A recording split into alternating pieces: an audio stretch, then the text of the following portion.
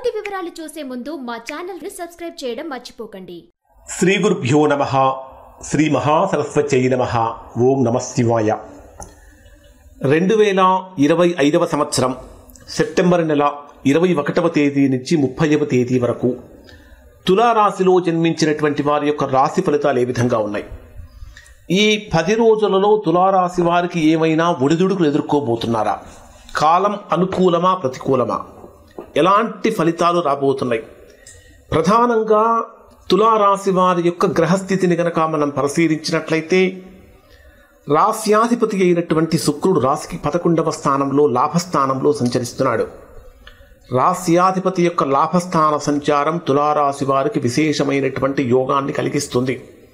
అంటే వ్యాపారపరమైనటువంటి లాభాలు పెరుగుతాయి, మానసికమైనటువంటి ఆనందం పెరుగుతుంది, చేసేటటువంటి పనులు కొద్దిగా ఉత్సాహంతో ఉల్లాసంతో చేస్తారు.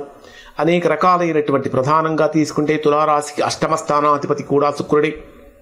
8వ స్థానాధిపతి అయినటువంటి శుక్రుడు లాభస్థానంలో సంచరించేటప్పుడు అనేక రకాలైనటువంటి లాభాలు వస్తూ ఉంటాయి. అలానే మీ జన్మరాశికి 2వ స్థానాధిపతి 7వ స్థానాధిపతి అయినటువంటి కుజుడు జన్మరాశిలోనే సంచరిస్తున్నాడు. 2వ స్థానం అంటే ధనస్థానము, కుటుంబ స్థానము, వాక్స్థానము.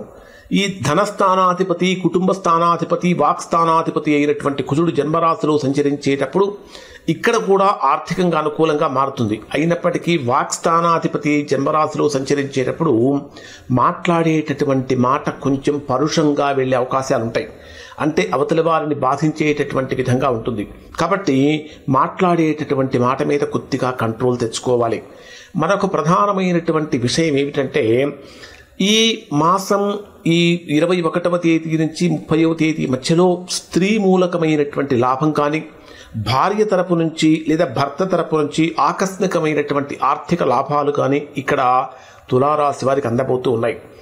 ఎవరైతే ప్రభుత్వ ఉద్యోగం కోసం ప్రయత్నిస్తూ ఉంటారో అటువంటి వారు ఈ మాసంలో ఇప్పుడు ఈ రోజుల్లో చేసేటటువంటి ప్రయత్నాలు ఫలిస్తాయి అని చెప్పాలి. దీర్ఘకాలికంగా ఏర్పడినటువంటి అనారోగ్య సమస్యల నుంచి కూడా తులారాశి వారికి విముక్తి లభిస్తుంది.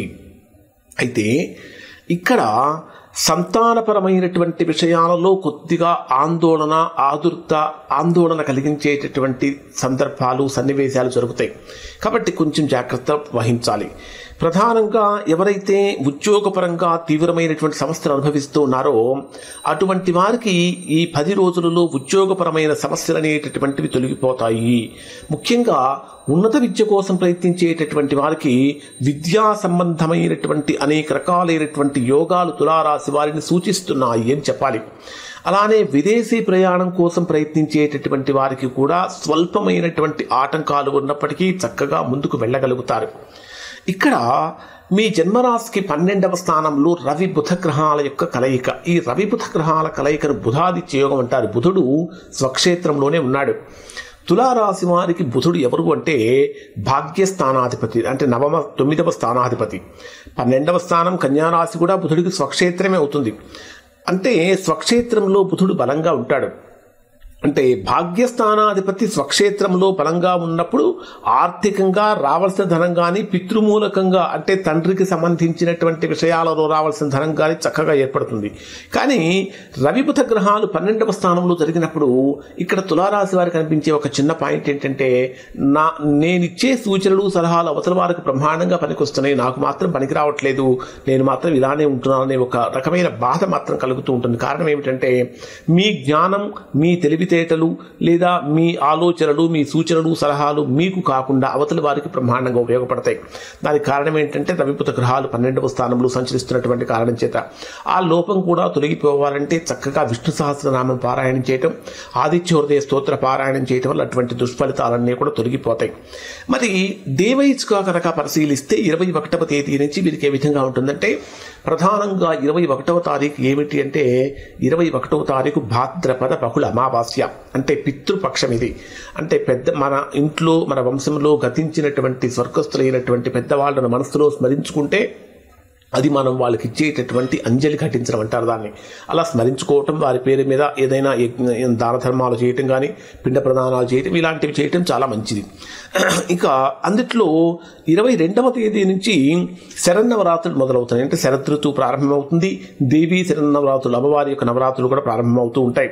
కాబట్టి ఈ 22వ తేదీ నుంచి వచ్చేటటువంటి అన్ని రోజులు కూడా చాలా పరమ పవిత్రమైనటువంటి రోజులు అని చెప్పాలి. కాబట్టి ఈ రోజులలో చేసేటటువంటి భగవన్నామస్మరణ, దైవనామస్మరణ విశేషమైనటువంటి అనుకూలతను కూడా కలిగిస్తుంది. ఇక 21వ తేదీ ఉదయం నుంచి 21వ తేదీ సాయంత్రం 4:30 గంటల వరకు ఉన్నటువంటి సమయాన్ని కనుక పరిశీలిస్తే ఇది అత్యంత అనుకూలమైనటువంటి లాభదాయకమైన సమయం అని చెప్పాలి. అంటే మిత్రుల నుంచి, బంధువుల నుంచి చక్కగా సంపూర్ణమైన సహాయ సహకారాలు లభిస్తూ ఉంటాయి. దాంతోపాటు ఇన్వెస్ట్మెంట్ చేసేటటువంటి వారికి ఇది అనుకూలంగా మారుతుంది అని చెప్పాలి. ఉద్యోగ వ్యాపారానికి సంబంధించినటువంటి విషయాలలో కొద్దిగా శుభవార్తలు వినే అవకాశం కనిపిస్తుంది. ఎప్పటి వరకు? 4:30 వరకే. 4:30 గంటల నుంచి 23వ తేదీ రాత్రి 2:57 వరకు ఉండేటటువంటి సమయంలో ఎక్కడో ఏదో తెలియనటువంటి చిన్న ప్రతికూలత కనిపిస్తూ ఉంటుంది. అంటే ఖర్చులు పెరిగిపోతూ ఉంటాయి, స్వల్పంగా శారీరకమైన సమస్యలు పెరుగుతూ ఉంటాయి, మానసికంగా కూడా అంత ప్రశాంతత లేనటువంటి జీవితంగా మారుతుందా అనేటటువంటి భావన కూడా కలుగుతుంది. దాంతోపాటు ఉద్యోగపరమైనటువంటి విషయాలలో కొన్ని మీకు బాగా దగ్గరి వారే మీకు ప్రతికూలంగా వ్యవహరించేటటువంటి అవకాశాలు కూడా కనిపిస్తున్నాయి.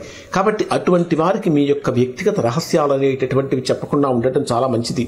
ఈ 21వ తేదీ సాయంత్రం నుంచి 23వ తేదీ రాత్రి వరకు చేసేటటువంటి వృత్తి, ఉద్యోగ వ్యాపారాలకు సంబంధించినటువంటి కొత్త ప్రయత్నాలు ఏవైతే ఉంటాయో అవి అంత గొప్పగా సహకరించవు అని చెప్పాలి. అంటే మంచి ఫలితాన్ని పొందలేరు. ఖర్చులు పెరగటం కానీ, ప్రయాణపరమైన సమస్యలు కానీ పెరుగుతూ ఉంటాయి. 23వ తేదీ రాత్రి 2:57 నుంచి 26వ తేదీ మధ్యాహ్నం 3:24 వరకు ఉండేటటువంటి సమయం ఇది బ్రహ్మాండమైనటువంటి అనుకూలమైనటువంటి సమయం అని చెప్పాలి. ఈ కాలం అత్యంత శుభప్రదమైనటువంటి కాలం. ఆత్మవిశ్వాసం పెరుగుతుంది. ఆత్మవిశ్వాసంతో చేసేటటువంటి ప్రతి పనిలో కూడా చక్కగా మంచి ఫలితాన్ని పొందుతారు. వ్యాపారపరంగా కొత్త కొత్త అగ్రిమెంట్స్ చేసుకోవడానికి ఇది అనుకూలమైనటువంటి కాలం అని చెప్పాలి. ముఖ్యంగా చెప్పాలంటే పేరు ప్రఖ్యాతులు, గౌరవ ప్రతిష్టలు అనేటటువంటి పెరుగుతూ ఉంటాయి. 26వ తేదీ మధ్యాహ్నం 3:24 నుంచి 28వ తేదీ రాత్రి తెల్లవారుజామున 3:55 వరకు ఉండేటటువంటి సమయంలో ఊహించినటువంటి విధంగా ధనలాభం పెరుగుతుంది, కుటుంబపరమైన సుఖం పెరుగుతుంది. తినేటటువంటి ఆహార పదార్థాల విషయంలో కొంచెం నియమాలు కనుక పాటించకపోయినట్లయితే డైజెషన్ ప్రాబ్లమ్స్ అనేటటువంటి కలిగే అవకాశాలు ఉంటాయి. ఆర్థిక పరిస్థితి కూడా మెరుగవుతుంది. కుటుంబంలో ఏర్పడినటువంటి ఉద్రిక్తతలు అనేటటువంటి తొలగిపోతాయి. లక్ష్మీదేవికి పసుపుతో కనుక చక్కగా పూజ చేసినట్లయితే మంచి ఫలితాలు పొందుతారు. 28వ తేదీ రాత్రి నుంచి ఇక 30వ తేదీ రాత్రి వరకు ఉండేటటువంటి సమయం అంతా కూడా ధైర్యంతో, ఉత్సాహంతో ముందుకు సాగుతూ ఉంటారు. ముఖ్యంగా ఎవరి నుంచి అయితే మీరు సహాయ సహకారాలు కోరుకుంటూ ఉన్నారో చక్కగా సహాయ సహకారాలు లభిస్తూ ఉంటాయి. ప్రయాణాలు విజయవంతంగా మారుతూ ఉంటాయి. విద్యార్థులు కూడా శుభ ఫలితాలు పొందుతూ ఉంటారు. ఓవరాల్గా కనుక పరిశీలించినట్లయితే ఇప్పుడు ఈ తులారాశి వారికి అద్భుతమైనటువంటి ఫలితాలు ఇక్కడ ఈ 10 రోజులలో పొందబోతున్నారు. ఇవి తులారాశి వారికి సంబంధించిన ఫలితాలు. శుభం.